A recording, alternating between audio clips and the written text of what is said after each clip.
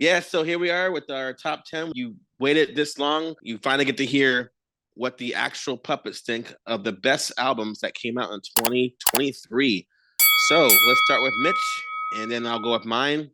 Mitch, take it away. Okay, so at number 10, it is the band Bog with the album Homicidal Ecstasy.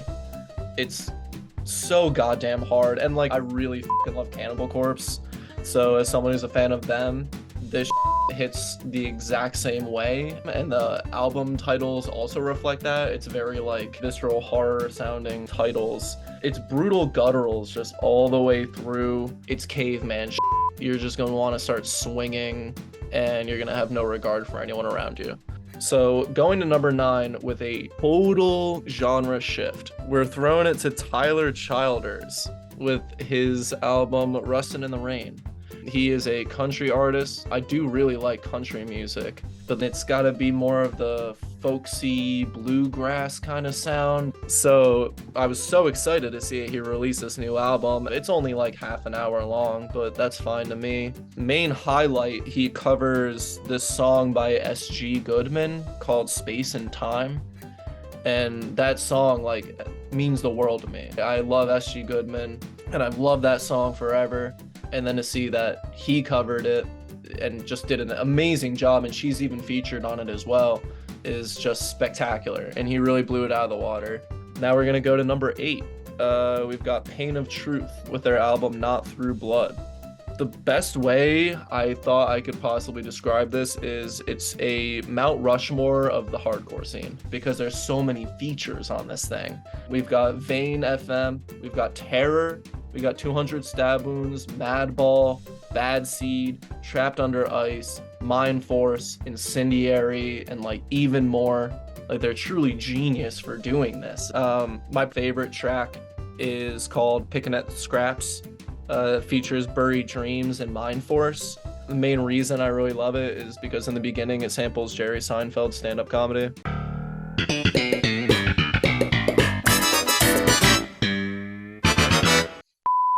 Now we're bringing it down to 7 with another great hardcore band, Incendiary, with their album Change the Way You Think About Pain.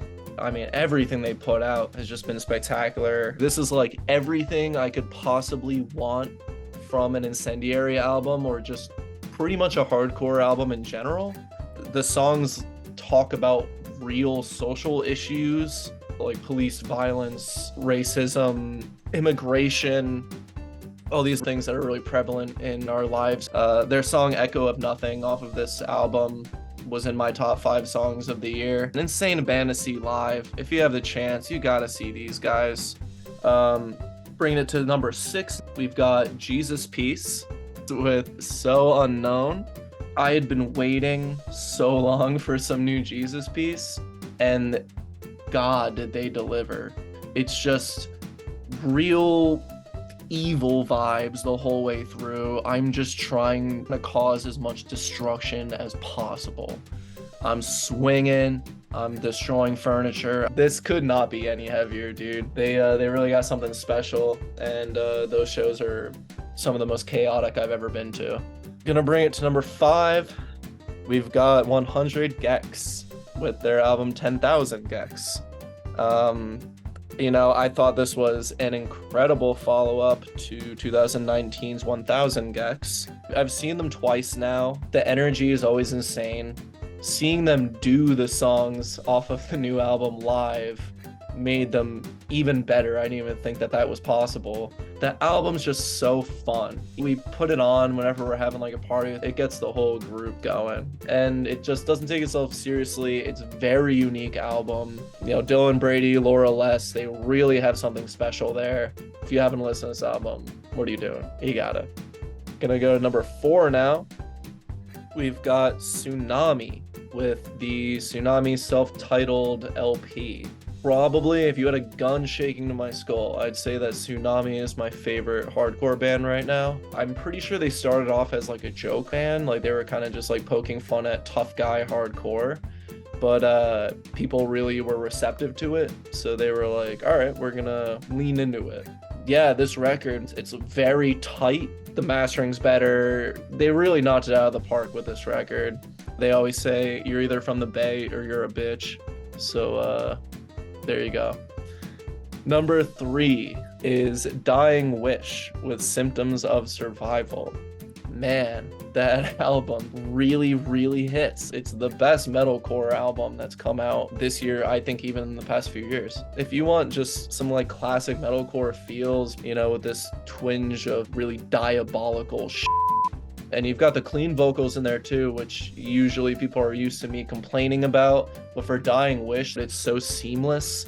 A truly special band. And, you know, with this album, I'm just so goddamn excited to see what else they come up with. The riffs are insane. There's like 2 breakdowns per song. It was like tailored to me. Going to number 2 now. We've got Wicca Phase Springs Eternal with his album, Wicca Phase Springs Eternal. It's just the way he can paint a picture and just make me feel like I'm in a certain moment. It's very esoteric. There's like a whole magical kind of aspect. It's very hard for me to talk about Wicca Phase because I feel like he's just his own being. But this album, it just like encapsulates like a certain like darkness and mystery to it.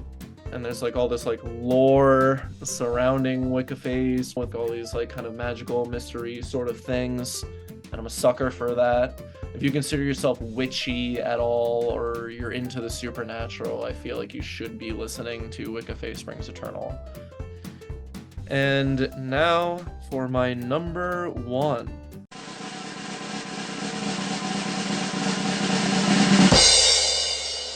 Is the band Year of the Knife with their album No Love Lost. This is a very important hardcore band to me. I mean, they went through so much shit this year. The front woman, Maddie, she was actually hospitalized for months because while they were on tour, they got hit by a drunk driver. And while she was in the hospital is when this album released. And it's only like 25 minutes, if that, but it is just brutal, straight up Delaware hardcore all the way through. This is a band that they've changed vocalists before, but have still consistently just been so solid. And everything they release is so good. And then this came out, and I'm like, this is the peak so far of Year of the Knife.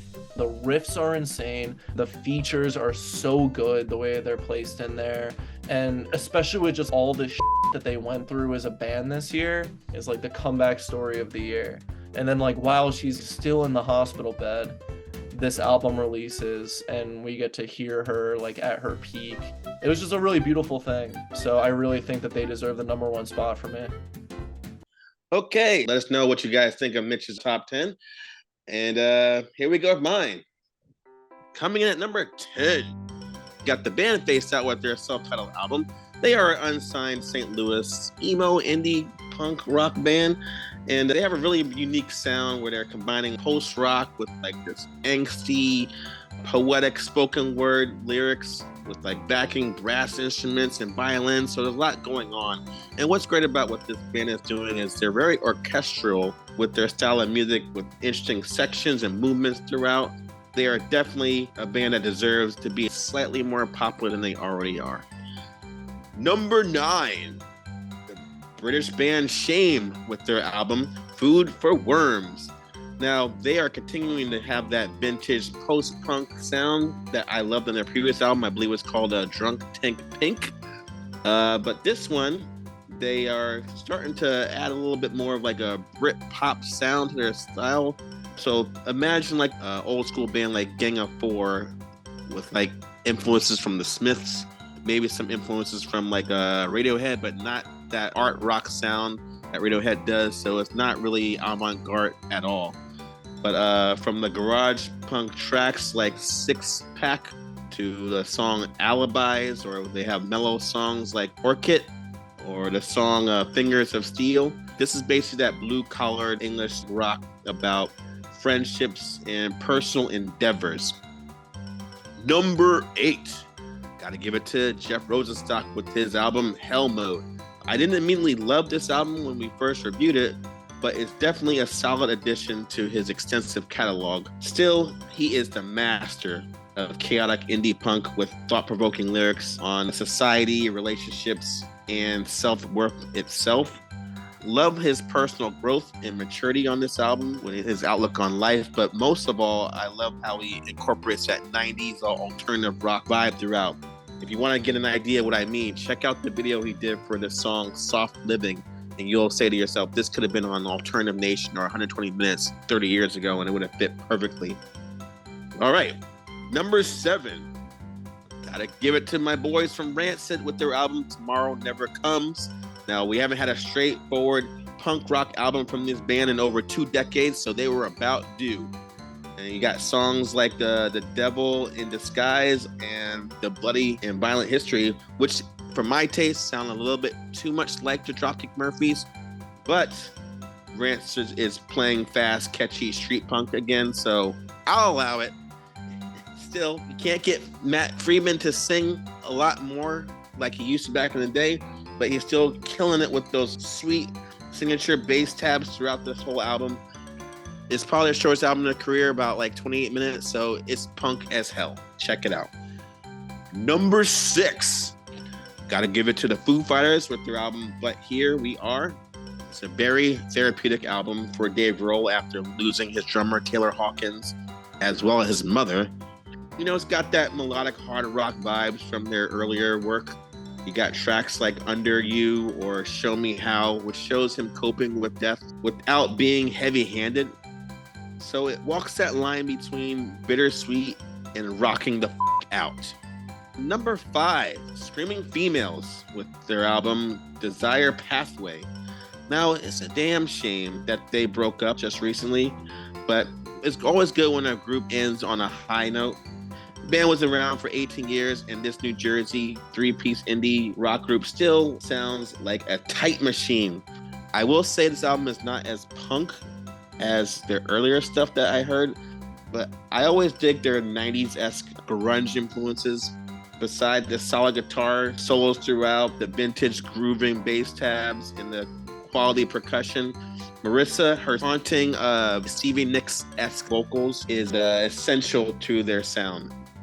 R.I.P. Screaming Females. All right, we are at number 4. Echoing Mitch here with 100 Gex with their album 10,000 Gex. This album is fucking fun. I'm so happy I was introduced to this duo. I never heard of them until about 2 months before this album came out.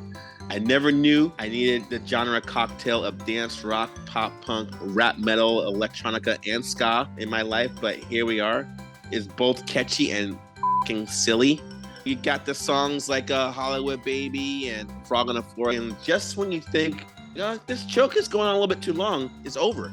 Album's only 27 minutes long. They get in and get out real quick, and it's an absolute blast to the point where you might want to just hit that replay button and have it go around again. Number 3, Queens of the Stone Age with their album In Times New Roman. These guys are not just the queens, but I would say they're also the kings of modern desert stoner rock. And I don't usually advocate that you have to like smoke weed to listen to a band or a group or an artist, whatever like that.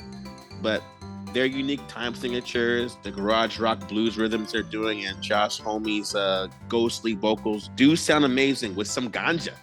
You got songs like Paper Machete, which sounds like classic mid-aughts Queens of the Stone Age.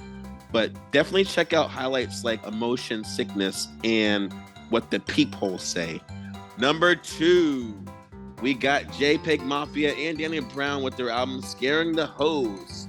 Now, both rappers are so weird in their own ways. This collaboration was a no-brainer. And what they created was an odd anti-pop record with extremely experimental and bizarre production that's for the boys only.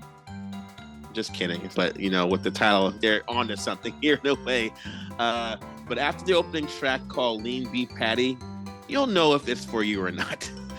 But you'll also say to yourself, I'm a little bit curious to see where they're going to go next with the sound. And listening to this album over and over and over again, I keep saying to myself, how are they sampling so abstractly, but the beat switches are so seamless at the same time? I don't know how JPEG Mafia himself, who produced most of the album, is able to do that. Just grabbing these different samples that are so weird, and it just flows from one song to the other. Now we're at number 1. The best album of the year is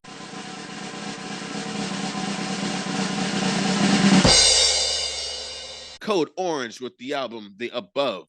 There is a difference between genre bending and genre blending.